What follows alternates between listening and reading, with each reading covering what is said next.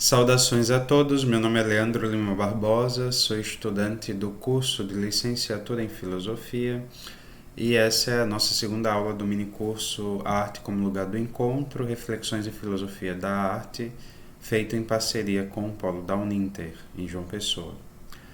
Nosso autor hoje será o filósofo da escolástica tardia, Santo Tomás de Aquino, que viveu no século XIII, Tomás de Aquino é, sem dúvida alguma, o maior pensador do medievo tardio e aquele que influenciará grandemente todo o pensamento posterior, seja em oposição às suas teses, seja em concordância às teses, mas mesmo assim será um dos maiores teólogos que a Igreja Católica conheceu.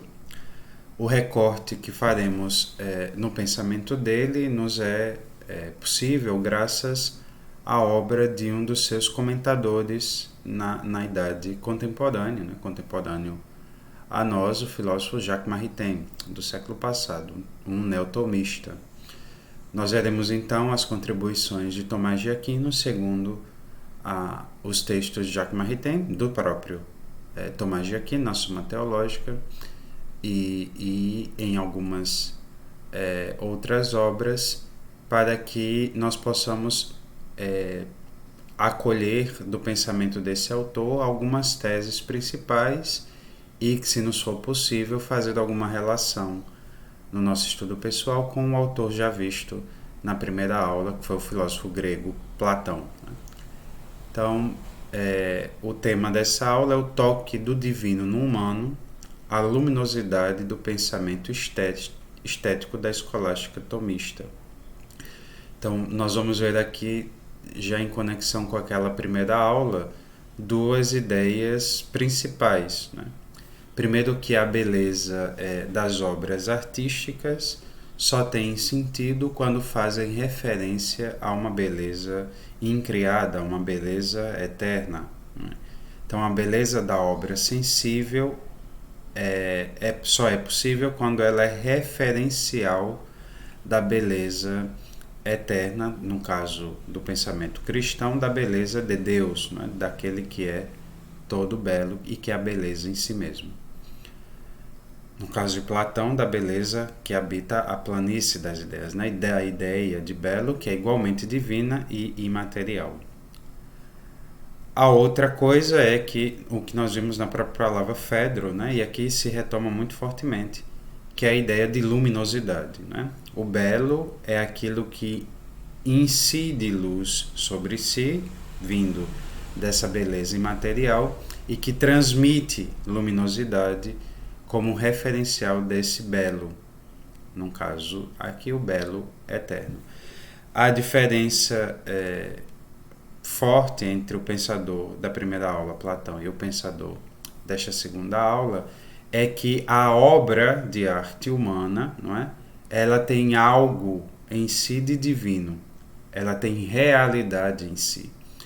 O que para Platão era simplesmente imitação, aqui continua sendo imitação de uma beleza eterna, mas com realidade em si, não é um simples fantasma.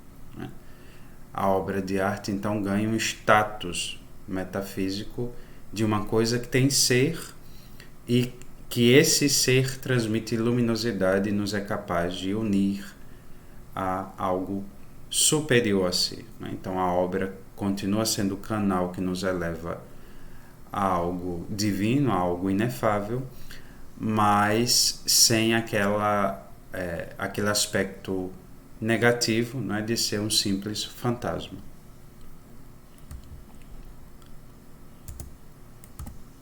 Então, para Tomás de Aquino, o que é a arte? Então, nós vamos ler um trecho da questão 57, que está presente na primeira secunde da Suma Teológica. O artigo 3, a resposta de Santo Tomás, traz esse trecho que nós vamos ler agora. A arte não é mais que a reta razão de acordo com a qual fazemos certas obras. E a bondade das obras, não consiste em o apetite humano se comportar de um determinado modo, mas em ser boa em si mesma a obra feita. Pois o que importa para o louvor do artista como tal não é a vontade com que faz a obra, senão a qualidade da obra feita, por onde, propriamente falando, é um hábito operativo. Então, São Tomás define a obra de arte como a reta razão no agir, ou seja, o artista, dotado de inteligência, coloca a sua inteligência para agir conforme uma retidão. Né? E a retidão está em produzir uma obra boa. A obra boa é a obra conforme o ditame da razão. Então, a boa obra de arte é aquela que foi feita conforme a razão e a razão reta, a razão que busca a perfeição, a excelência. Então, o que nos faz elogiar um bom artista é ele ter usado da sua inteligência para expressar algo da forma e do sentimento humano, não é? Algo da experiência humana, e essa experiência humana naquilo que há de mais elevado, né? Daquilo que faz o ser humano identificar-se com uma essência divina, né? Com algo de divino. Então a arte ilumina a inteligência do homem na medida em que ela é uma boa obra de arte produzida, uma obra bem feita conforme a razão e seguindo os ditames dessa razão. Né? Então, para Santo Tomás, é necessário que a arte siga a razão e que ela seja esse hábito operativo, quer dizer, que haja uma prática da arte conforme a razão reta, conforme a boa razão.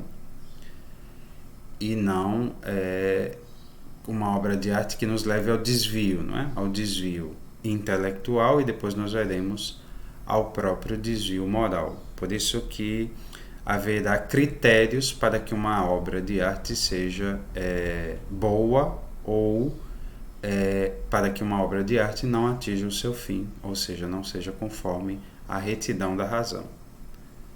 Então, a definição de Santo Tomás é: obra de arte é a reta razão, né, na operação, quer dizer, no que se faz, né, no que se chama. Santo Tomás é um grande devedor de Aristóteles, né, e Aristóteles chama de poética, de poesis, naquilo que é feito pelas mãos humanas. A razão desta diferença é que a arte é a reta razão que nos dirige naquilo que produzimos, ao passo que a prudência é a reta razão naquilo que nos dirige quando agimos. Ora, produzir e agir diferem, pois, como se disse, produzir implica um ato transitivo para a matéria exterior, como edificar, cortar e outros, enquanto que agir implica um ato imanente no agente, como ver, querer e outros. Assim que a prudência está para os atos humanos, consistentes no uso das potências e dos hábitos, como a arte está para o que produzimos exteriormente. Aqui é interessante, Santo Tomás faz uma distinção entre, porque as definições são muito parecidas, né? Para Santo Tomás define a arte, então, como a reta razão no produzir, no fazer, e depois ele vai definir a prudência como a reta razão no agir. Ambas muito próximas do pensamento aristotélico, né? Porque Santo Tomás deve ao pensador grego Aristóteles, que, como nós vimos, foi discípulo de Platão. Então, qual é a distinção? É que o bom artista é o que faz uma boa obra exterior a si. Ou seja, a obra é externa, é a reta razão na produção de algo exterior a si. Então, a perfeição da obra de arte não está no artista, está na obra feita. Né? Então, a bondade ou a beleza de uma obra não está na produção do artista, está no que o artista produziu. E a perfeição é da obra externa ao artista. Né? Enquanto que a prudência aperfeiçoa internamente o homem. É uma obra, as obras e os atos morais são de perfeição interna. Faz o homem ser bom em si. Né? O que a obra de arte é boa, ela é boa em si, é exterior ao artista. Isso é muito interessante porque na modernidade isso vai ser retomado e acentuado demais, né? A distinção é essa. Porque aqui Santo Tomás distingue o artista e a obra, né? E dá à obra essa bondade e beleza em si. Então, o artista, depois de feita a obra, se seguir o ditame da reta razão, a obra ganha um status de coisa boa que nos leva à contemplação da beleza, né? Nesse toque da divindade no homem, o homem é capaz de produzir algo que é participante da beleza eterna, da beleza divina, né, no caso. Então, o que distingue a prudência da arte na definição é que a arte é a reta razão no produzir, no fazer, e a prudência é a reta razão no agir, enquanto a arte aperfeiçoa algo exterior ao homem, quando esse artista, né, o homem, segue os ditames da razão reta, quer dizer, segue as formas necessárias para que a arte seja boa, bela e útil. O prudente, o homem que vive de prudência, aperfeiçoa a si mesmo. Né? As obras morais são de perfeição do sujeito e não de algo exterior a si. Né? O que então é necessário para que a obra de arte seja bem produzida é que o artista, que nós chamamos na filosofia tomista, né? O artista é a causa eficiente, é aquele que faz a obra, né? A causa material é aquilo do que a obra é feita, né? A causa final é para o que a obra é feita, né? A causa eficiente é quem o faz, não é? Que no caso aqui é o artista, o autor daquela obra. Então, a causa eficiente, vamos lá, o artista pega, no caso do escultor, pega um pedaço de mármore, né, que é a causa material, dá a ele uma forma, que a gente chama de causa formal, né? Vamos lá, o Michelangelo pegou um pedaço de mármore e deu a ele a forma de um homem, no caso da escultura Davi, né? E com que finalidade? Com a finalidade de transmitir a perfeição do corpo humano, por exemplo, né? E pelaquela contemplação daquele corpo remetir à perfeição de quem o criou, de quem criou aquele ser humano, no caso Deus. Então, a finalidade daquela obra é transmitir a beleza e, transmitindo a beleza, iluminar a inteligência para que a inteligência conheça algo superior àquela obra. Né? Aquela obra é bela em si, mas ela participa da beleza eterna. Então, como o mesmo Platão, não é? A gente contempla a obra de arte, ela é bela em si, é boa em si e em si mesma tem perfeição, mas nós não paramos nela. Nós nos elevamos por ela à contemplação da beleza eterna, da qual aquela obra de arte é participante. Ela participa da beleza eterna, que é, no caso aqui, Deus mesmo. Né? A obra de arte foi pensada antes de ser feita. Né? Então, ela é pensada na mente do artista antes de ser produzida. Por isso, é uma obra intelectual. É a reta razão que age, né? A reta razão no fazer. Ela foi preparada, formada, não é? Incubada, foi madurada a razão antes de passar à matéria. Então, a obra de arte não é simplesmente material. Ela é a ideia que toma forma. Vejam as conexões com o pensamento de Platão, né? Então ela sempre guardará algo do espírito humano. esse é o status da obra que já supera Platão em Santo Tomás. Por quê? Porque a obra, como obra do espírito humano, obra de arte, né? Como ato do espírito humano na produção, usa algo da matéria, mas não é a matéria quem dá sentido à obra. O que dá sentido à obra é a beleza pensada pelo agente, pelo artista, e esculpida e formada, né, e preparada e incubada naquela obra de arte, naquele material artístico. Então a matéria-prima é material, né, uma tela, sei lá, uma partitura, um pedaço de mármore, um pedaço de madeira para escultura, os gestos, né, para a dança, ou as imagens para o cinema, as imagens e a fala, ou as letras para a poesia, tudo isso é uma causa material, quer dizer, é algo material.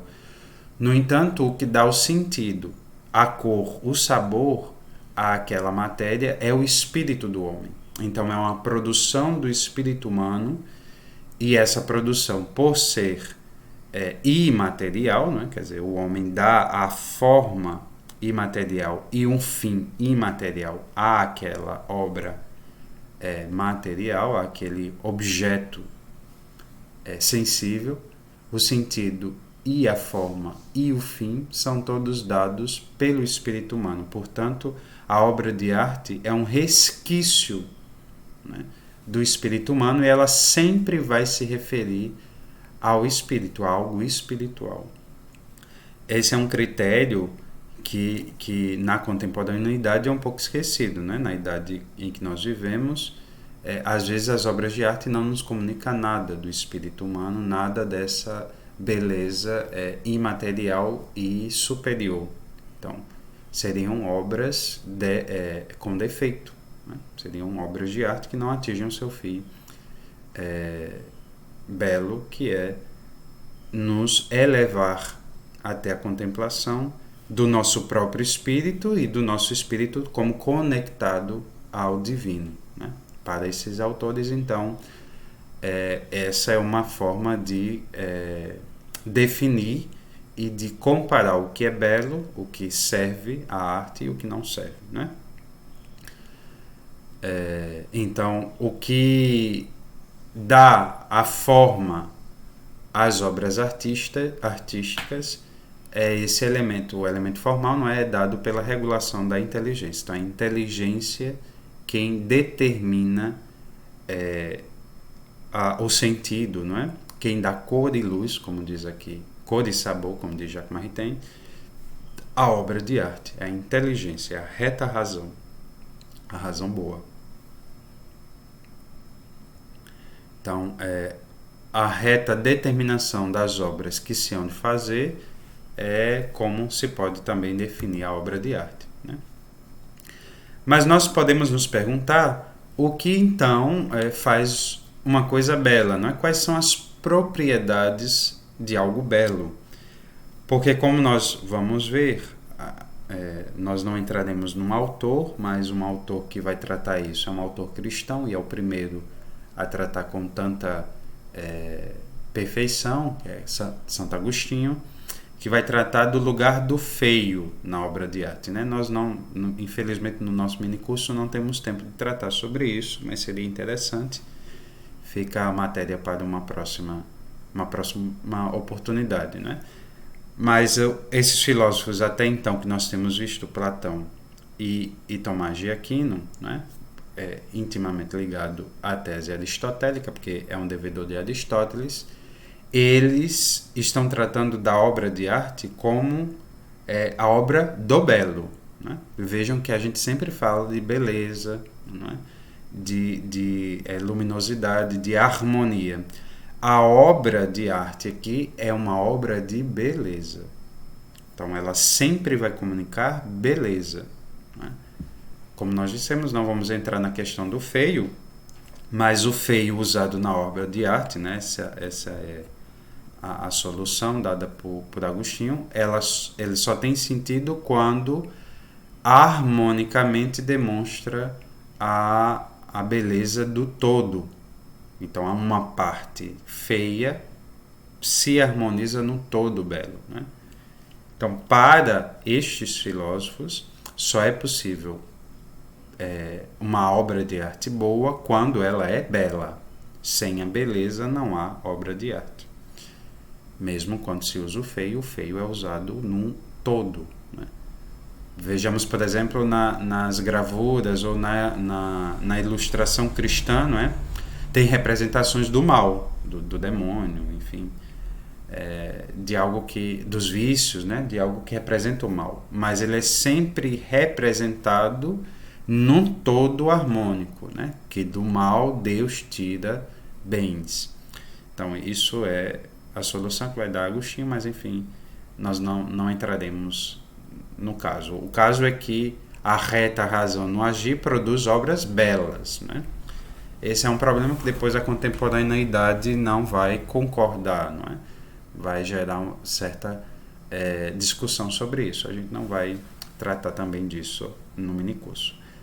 Mas enfim, o belo e o bem, considerados em relação ao sujeito, se identificam, porque têm o mesmo fundamento, a forma. E por isso o bem é louvado como belo. É o que nós vimos ontem em Platão, né? Há uma identificação entre o belo e o bem. O belo, enquanto que atrai os olhos pelas coisas sensíveis, não é? E o bem, enquanto atrai a vontade, não é? Que no caso da aula aqui que nós estamos vendo será tocado pelo belo na concepção moral, na ligação moral do belo aliás, da comunicação moral de uma obra artística, né? Então isso fica mais claro, como um belo nos impulsiona a viver conforme o bem, né? Então essa identificação é porque eles têm o mesmo fundamento, né? A mesma forma em relação ao sujeito. Por isso que o bem é louvado como um belo, como nós dizíamos ontem. O que é uma bela vida? É uma vida conforme a virtude, ou seja, uma vida conforme o bem, né? Uma vida vivida bem. Então, por isso que eles se conformam, se identificam, né? Nós estamos lendo, então, a questão 5 da Prima Paz, da Suma Teológica, o artigo 4, é a resposta ao primeiro argumento, né? O ad primum. Mas racionalmente difere, pois o bem, propriamente, se refere ao apetite, sendo que todos os seres desejam. Como nós dizíamos, todos os seres desejam bem, não é? E, portanto, exerce a função de fim, porque o apetite é como que um movimento para a realidade. O belo, porém, diz respeito à faculdade cognoscitiva, pois chamam-se belas as coisas que à vista agradam. Que vistas, não é? Agradam. E por isso o belo consiste na proporção devida, pois os sentidos se deleitam com os seres devidamente proporcionados, como se lhes fossem semelhantes. Porque eles, ao modo de toda virtude cognoscitiva, são de certa maneira proporção. Ora, o conhecimento implicando assimilação e esta supondo uma forma, o belo depende propriamente da noção de causa formal.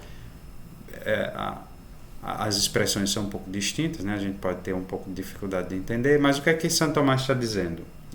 O belo é aquilo que agrada à vista. E à vista, como nós vimos ontem, a visão, os olhos, né? São a porta de entrada os sentidos são a porta de entrada para a inteligência, né? No fundo, quem vê é a inteligência, é a alma, né? É tanto que, peguemos o exemplo, os defuntos têm olhos, mas não veem mais. Não veem porque não tem olho, porque não está vendo. Não está vendo porque não tem mais alma habitando o corpo. Portanto, o que vê é a alma, né? O que tem capacidade de ver é a alma. A alma vê pelo sentido, no caso da alma encarnada, né? Da alma enquanto habita o corpo, ela vê pelo sentido da visão. É a porta de entrada para que nós consigamos ver. Mas quem vê mesmo é a alma. É a alma quem dota o corpo da capacidade de enxergar. Enxerga conforme a inteligência, né? Por isso que você pode ter olhos e não enxergar. Por quê? Porque a alma não capacitou o corpo desta faculdade, né? Faculdade da visão, a porta de entrada são os olhos, mas não se determina tudo pelo material. Ou uma outra coisa que pode impedir você de ver é um defeito na matéria dos olhos, né? Então a alma tem a capacidade de enxergar, mas um defeito material nos olhos não permite que você enxergue, não permite que a luz atravesse os órgãos da visão e permita e capacite você de enxergar materialmente. Mas ainda assim, a pessoa que não enxerga por algum defeito material é capaz de produzir imagens em sua mente das ideias a partir de outros sentidos, não é? Então isso é muito interessante. Por exemplo, alguém que não enxerga toca as coisas e consegue formar uma imagem sensível na sua mente, na sua inteligência, daquilo que está tocando. Então ela dá, pelas dimensões do objeto, uma imagem intelectual daquela coisa sensível, né? Para vocês verem que a capacidade de visão não é absolutamente determinada somente pelos órgãos visuais. É a inteligência que enxerga, né? Então, o belo é aquilo que à vista agrada. Aquilo que agrada aos olhos é belo. Enquanto o bom não é isto, né? O bom tem realidade de fim. Por exemplo, às vezes uma pessoa faz uma obra que à vista pode não nos agradar, mas é conforme o bem. Por exemplo, alguém age corrigindo-nos, né? Aparentemente aquilo nos desagrada. Só que aquela pessoa está agindo conforme o bem. Ela tem realidade de fim, ela quer nos levar a viver melhor, né? Esse é o fim. E a correção, o que não nos agrada de imediato, é um meio de atingir este fim, este bem. Então, as boas ações nem sempre nos agradam à vista, e por isso aqui o belo se distingue do bom, enquanto o bom diz respeito à finalidade, não é? Ao apetite, enquanto o belo diz respeito ao que agrada à vista. E agrada à vista conforme certa proporção, uma proporção harmônica, né? O que é desordenado, o que é desarmônico, não agrada aos olhos. E não agrada aos olhos porque a inteligência que vive conforme o bem, a inteligência reta, se agrada do que é reto. É do que eu estava dizendo para vocês há pouco, né? Por exemplo, usa-se o feio na arte, usa-se o feio na arte na medida em que aponta para certa harmonia no universo, de que coisas feias, de coisas dotadas de desordem, não é? Só tem sentido quando nós ordenamos ela num todo superior àquela coisa particular feia. Por exemplo, as desgraças e as tristezas que acontecem na nossa vida, elas só são capazes de serem vistas como algo bom, belo, quando vistas no todo da vida, né? Quando visto que daquele mal se tirou alguma coisa boa, daquele sofrimento nós progredimos moralmente ou intelectualmente, enfim, né? Então, a arte, a beleza, não é? O belo, tem a propriedade de ser proporcional, de ser proporcionado, de ter uma proporção harmônica. E é isso que atrai aos olhos. A beleza ou especiosidade tem semelhança com os próprios do filho, né? Então, o autor cristão, ele vai ver certa...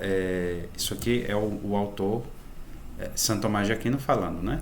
Então ele vai ver certas identificações da Trindade, que é o dogma fundamental para o cristianismo, da Santíssima Trindade com as obras de arte, com as obras boas, né? Com as obras belas. Então, como é que uma obra vai ser bela? Quando ela reflete, vejam lá aquilo que está no tema, né? O toque do divino no humano. Quando a obra reflete coisas da divindade, ela é bela. ela é conforme a beleza. E quais são essas coisas que nos remetem à beleza eterna? Então, pois três condições exige a beleza. Isso aqui a gente está aplicando para a obra de artes, né? Mas tudo que é belo, coisas, pessoas ou lugares, ou ações, né? São belas quando tem esses três elementos. Primeiro, a integridade ou perfeição, de onde vem que coisas mesquinhas são por si mesmo feias.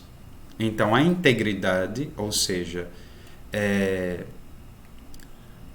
aquilo que nós estávamos vendo, né? A proporcionalidade das coisas em harmonia, quer dizer, a integridade que nos leva a atingir a perfeição, a harmonia das formas, é o que garante, uma primeira coisa que garante a algo ou alguma obra ser, ou alguém ser belo, né? Integridade. A segunda coisa é a proporção devida ou a consonância. Então a coisa é íntegra, alcança pela perfeição de suas formas, né? O fim desejado. A coisa é proporcional, ela é... Vejam que estão todas ligadas, né? Integridade conforme a forma pensada. Proporção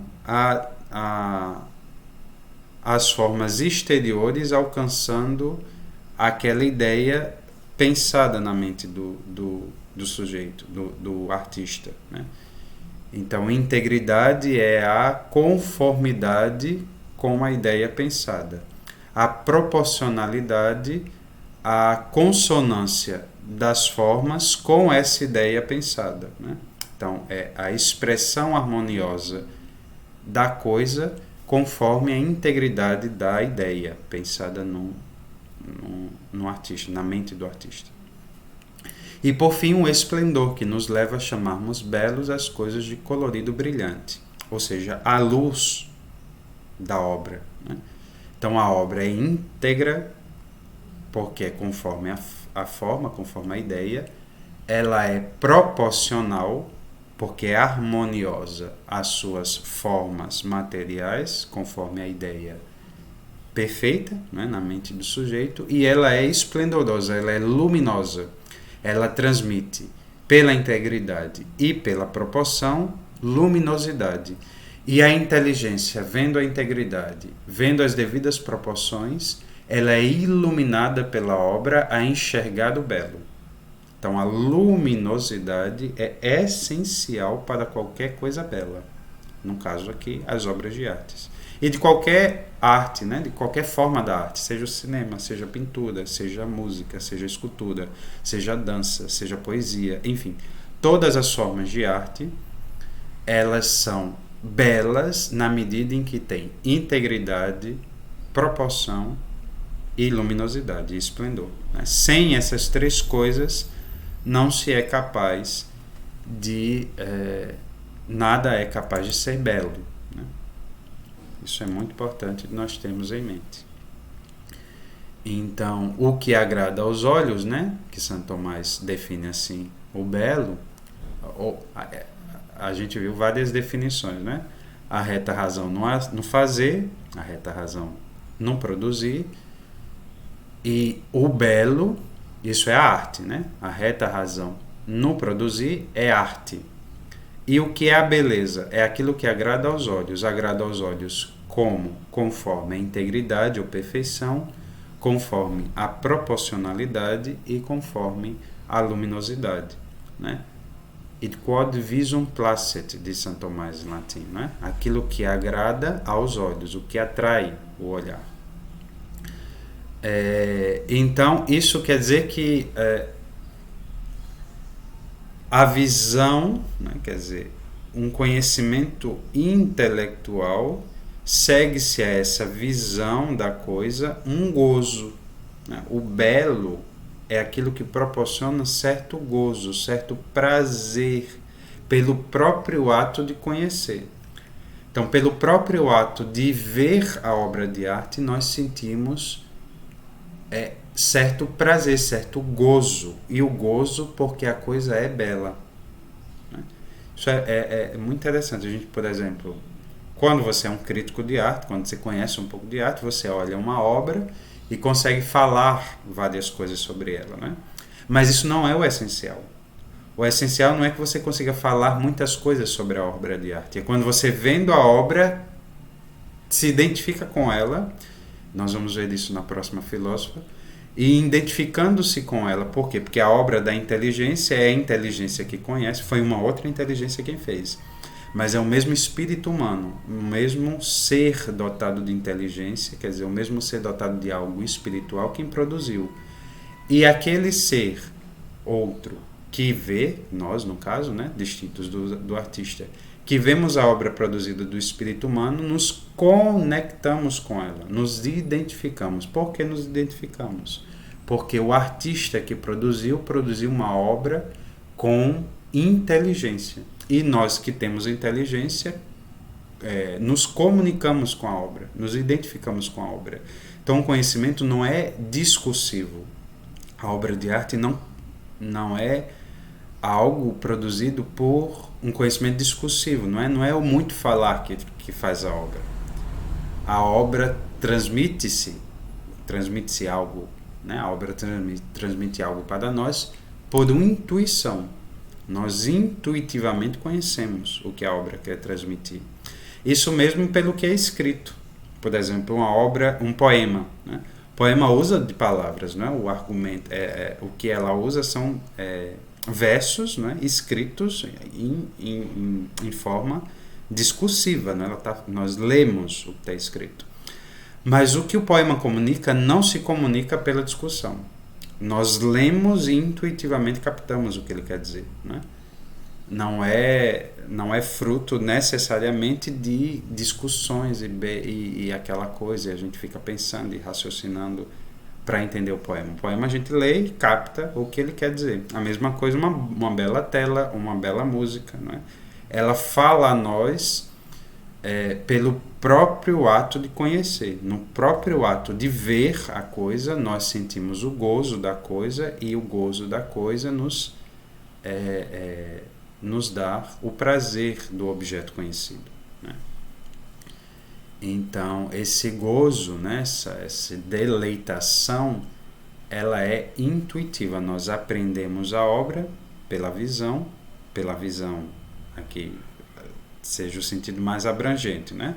Seja pelo próprio ver, ou pelo ouvir, ou pelo conjunto do ver e o ouvir, né? Isso aqui, a visão no sentido da apreensão da coisa, não é necessariamente o ver somente, né? O enxergar. Pode ser o ouvir, a visão no sentido da captação pelos sentidos e como a inteligência apreende a coisa, né? Não é necessariamente o enxergar somente. Visão como esse olhar da inteligência, né? Mais abrangente, ela pode se servir de outros sentidos. Então, isso é muito interessante de nós vermos como um filósofo cristão, para a qual muitas pessoas, né, que mal compreendem, dizem que tem horror ao que é corporal, e ao contrário, né? Ele está provando que sem a percepção sensível, quer dizer, sem a percepção corporal, não há gozo do belo imaterial, né? Então, para o ser humano, como Platão dizia, né? Para o ser humano que é dotado de um corpo, né, e que só é perfeito quando o corpo está unido à alma, o gozo do belo só é possível pela experiência sensível. Então, são obras de arte sensíveis que nos transmitem o belo imaterial. Então, isso é fundamental, né? A inteligência precisa, nessa condição que nós estamos, do que é sensível para contemplar a beleza. Então, é claro que o belo é puramente inteligível, mas ele transborda na obra de arte, que é uma coisa sensível, né? Então, isso é muito interessante para nós pensarmos. O que o artista faz é trabalhar uma matéria sensível para nos proporcionar o gozo de algo espiritual, o gozo do que é imaterial. E qual é a conexão, então, se é que ela existe, entre arte e moral? Para nós fecharmos como nós vimos em Platão, né? Vamos ler, então, a questão 180, artigo 2, a resposta ao terceiro argumento, né? Que está na segunda, né? Na segunda parte da Suma Teológica. Como dissemos, a beleza consiste no certo esplendor e proporção devida. Ora, tanto um como outra radicalmente existem na razão, a qual pertencem fazer brilhar a luz e ordenar a proporção devida das coisas. Por onde, na vida contemplativa, consiste no ato da razão, existe em si e essencialmente a beleza. Por isso a Escritura diz da contemplação da sabedoria: fiz-me amador da sua formosura. As virtudes morais, porém, só participam da beleza na medida em que ela participa da ordem da razão, e sobretudo da temperança, repressora das concupiscências que mais obscurecem o lume da razão.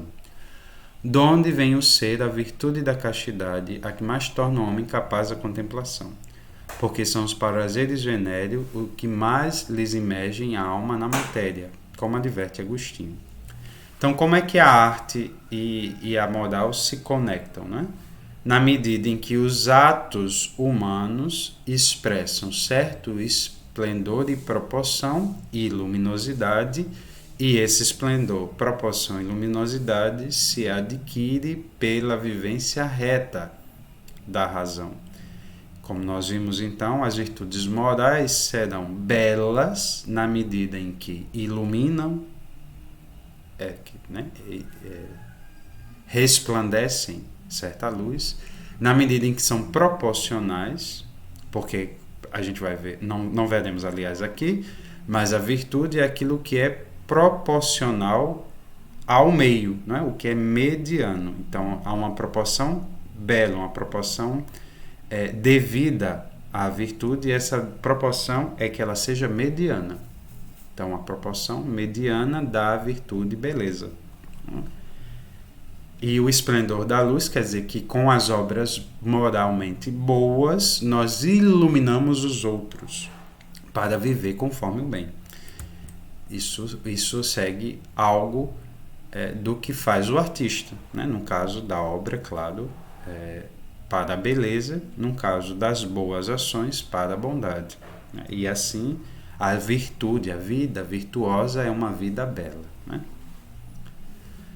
E para fechar, então, para concluir a nossa aula, o que é que Santo Tomás, aqui segundo Maritain, precisa para os artistas, né? Dar precisão para que os artistas sejam artistas que vivem algo de divino em suas vidas, né?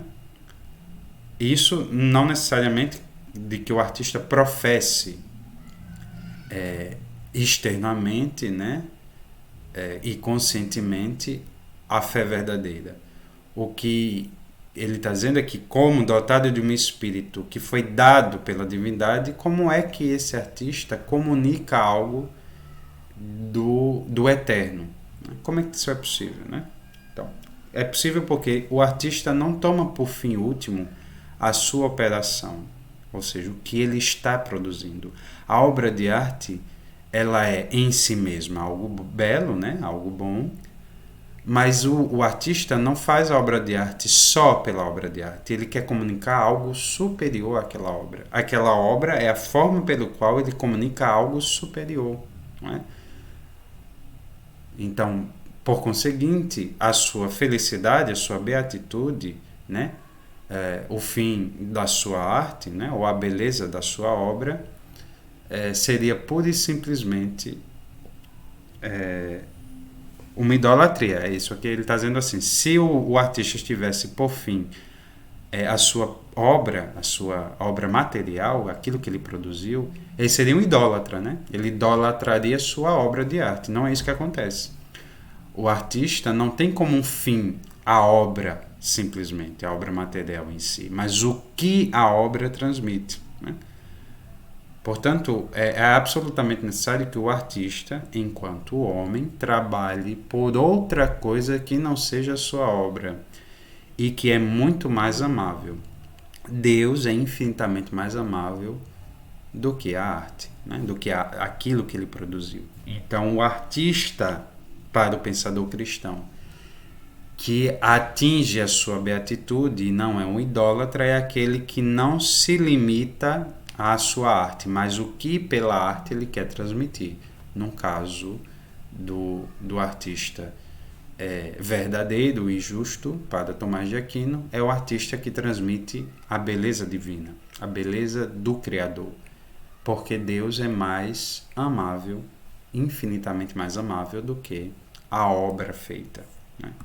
Então, isso é interessante de nós observarmos, porque, de algum modo, alterada as proporções, não é?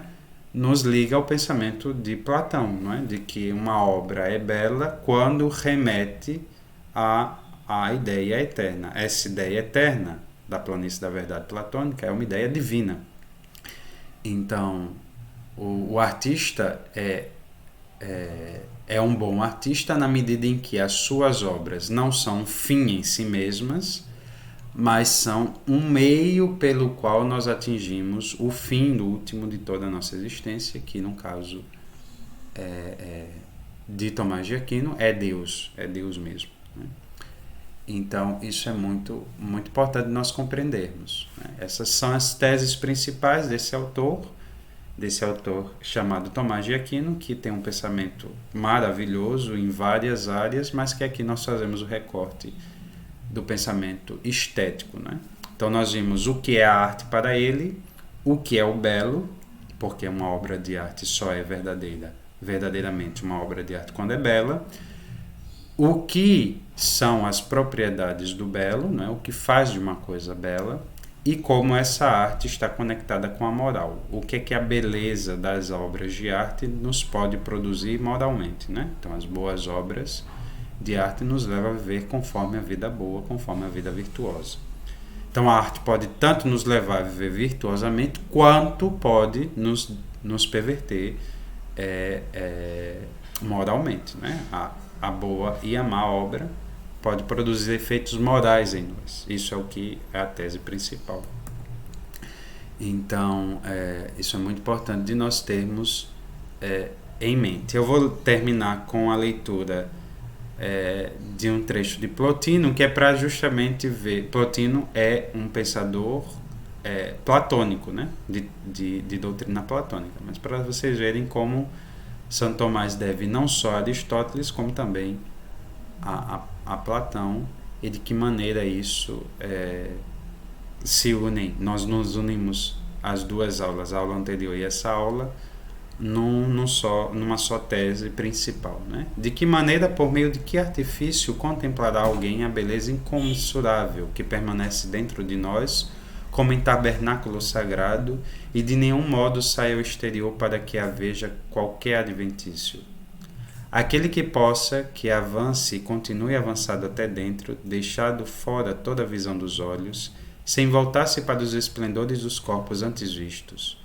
Volta-te para ti mesmo e olha, e se talvez não te vês ainda belo, faz como o escultor como estátua que deve ficar bela, que corta isto e dá um polimento naquilo, alisa uma parte, limpa a outra, até que a beleza das linhas se ostente na escultura.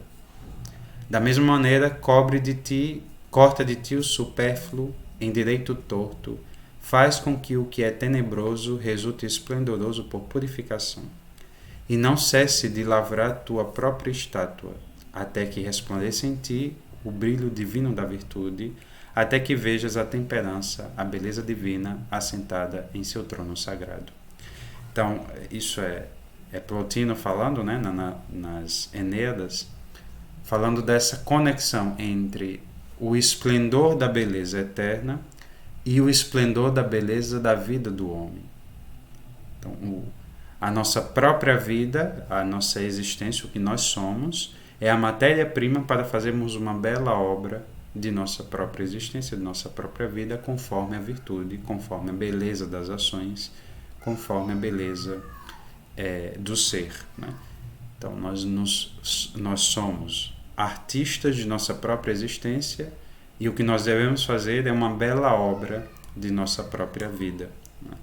E isso conforme a virtude, conforme a imitação do que é mais sagrado e divino, que são, que no caso de Platão e também de Santo Tomás, está num plano superior ao nosso, que é um plano divino e um plano eterno, não é? Então, vejamos isto e sigamos o conselho de Plotino, que é um filósofo bem antigo e que nos dá essa capacidade de olhar para nós mesmos e ver que há coisa bela ali, a coisa bela a ser trabalhada para alcançar todo o seu esplendor, mas que com proporção e com harmonia, né, é capaz de dar luminosidade ao mundo e sermos como uma obra de arte, né, cuja a ideia e a forma está na eternidade para imitarmos, né, para contemplarmos e fazermos semelhantes a essa beleza eterna.